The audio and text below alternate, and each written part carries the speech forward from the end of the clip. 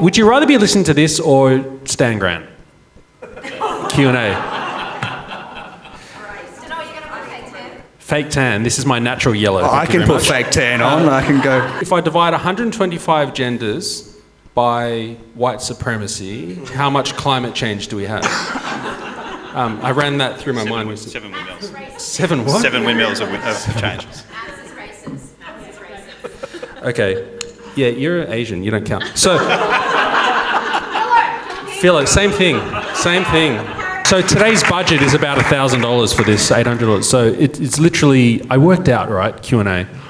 If you take, I've worked in TV and production before, I know how this works. If you take the wages of everyone for that one night and for the producers to field questions throughout the week, I calculated it'd be over $100,000 per episode for Q&A to put on a show.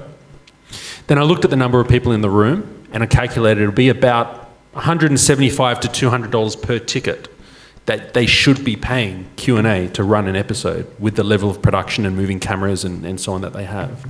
There is no way in hell I'd pay $200 a ticket to go and see ABC's Q&A, but because it's free, paid for by the taxpayers, they cheat the market, you see? Anyone that wants to perform at a high level, you have to understand that no one is perfect and no one is just born absolutely elite in every single way. It's a learned behaviour. I would look at how many days per week or month am I feeling like that. If it's one a month, I would just take the day. I'd get a block of Kit Kat, I'd sit on the couch, maybe I'd put on YouTube and watch you for a little bit, or watch Samir on a live stream, and I'd just eat a block of Kit Kat and chill. And that would be fine because you're allowed to take a day and recoup. What if it's twice a week? That's ridiculous. Not the Kit Kat, the feeling of overwhelm, the feeling of I just can't perform at this level consistently. You'll feel that every day. If your goal is worthy enough, if your goal is big enough, you will feel overwhelmed pretty much every day. No. Thank you. Thank you so much. Oh, no. Good. Well done. When he leaves, keep it aside for me. Don't. You have bad times. For him, it was a Kit Kat. For me, I guess it's a bowl of ice cream, or I can eat 2 litres of ice cream at a time without an issue. So you have bad times. Everyone has a different motivating factor, or for some people, what's going to get them to the next day, whether it be food, it might be going to the gym. For me, that's a big factor. I'm not as big as this guy, but gym is... You do a fat insult live. Unbelievable. Oh, you're talking about Andy. I was talking about Andy at that point. Your finger was pointed more this way. Okay, if we're going to literally speak, I'm not as big as either of them then at that point. Oh. I think that no one's going to love a child like family. There's something that is just in kin that really gives children an identity that they can lean on. Regardless of the troubles that they go through, they can come back to that. And then from there, they can go out into society. So they learn a lot of those core values from the family. They know that there's unconditional love. I know that there's some families that don't have that, but I'm talking generally speaking here. And then from there, I think they learn a lot of the ways in which they want to be in life and what they don't want to be too. I then broke every single cultural norm that I think my family ever set for me. I had a baby at 16, which probably wasn't, it's not exactly normal for anyone. But you were 16? I was 16 when my first daughter was born. I should say first, I don't have more, but my daughter was born. For me, that actually became the biggest motivation I've ever had in life, because it's very easy to screw yourself around or feel bad about yourself. That's too easy, actually. But when there's responsibilities that you have, every action has a consequence. Now, that sounds a bit negative, but my daughter is now my responsibility. Everything I do is going to be, it's for her as well and my family. So when I let my family down, so to speak, I then owed them a lot. That became a huge motivational factor for me in life. So I did my first business degree, then I did my law degree because I just thought it wasn't enough. Then I was going to do more, but I ended up enjoying what I was doing and I stayed in law. These are the kinds of things that work for me. We had a period in my family where we had very little money for a bit. We don't have that issue anymore. My brother's got his own place, my parents are doing well, we're doing well. It's a good opportunity to say stick to the question, buddy. So... Obstacles. And so I didn't have my dad around me. I never had a demonstration of good male leadership at all. I have a good relationship with him now. But I've heard this being said 1,000 times by other people, but if you don't have a father or if you don't have male leadership, then you find it in other places. And I found leadership from other friends.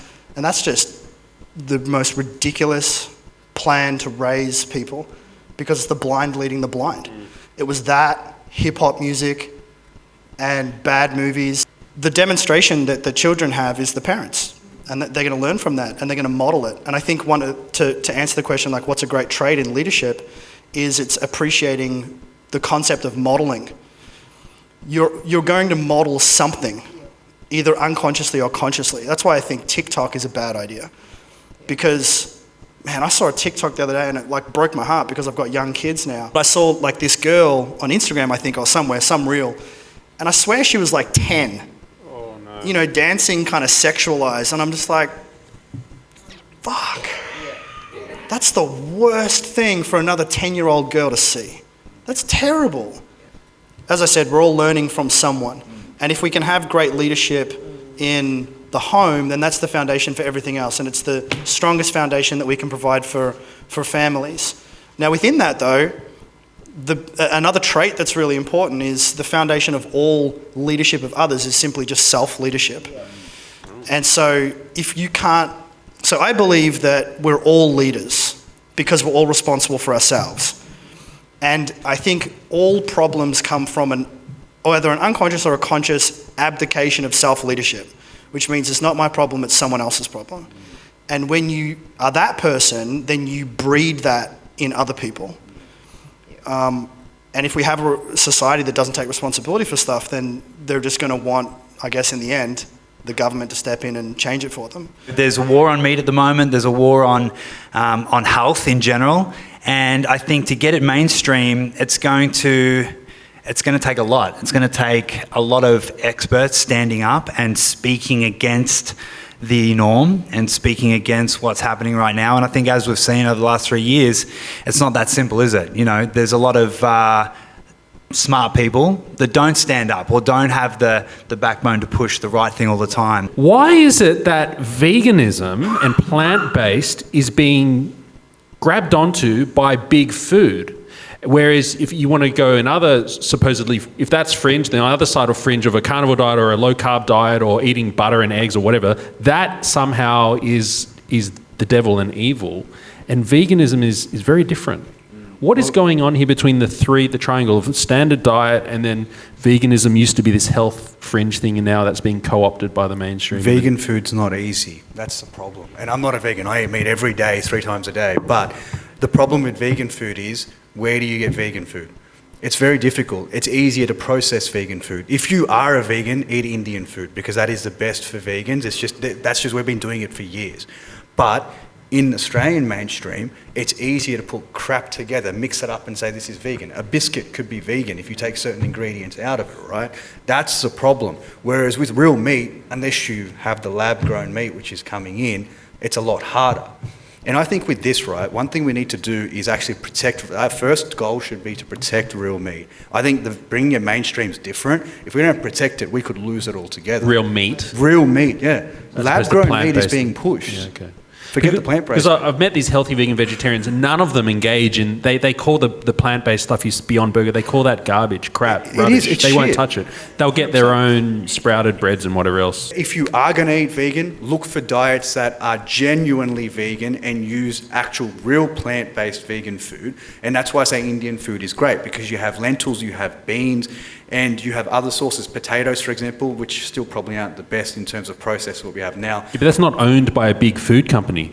No, it's not. 100%. Free, yeah. But we've also got to remember the quality of the food product we have now is not as good as it would have once been. And I can tell you now, when I have fruit and veg in India, it tastes so much better than what it is here. And that's a big comparison to make. But when I go to Punjab in India, it is fresh. I drink raw milk there. It is amazing. Yum. Here, I had to source it on the bloody black market to get raw milk because I didn't want to get arrested. Once we turn the cameras off, can we all what's better? Extrinsic motivation or intrinsic? So external motivating forces or internally motivated? Personally, I go for external. I think there has to be, I was arguing with someone about this the other day, talking about why do people procrastinate. I think people procrastinate because there aren't enough consequences. Lack of external motivations. Yeah, getting away with it. Yeah, that seems to be our society.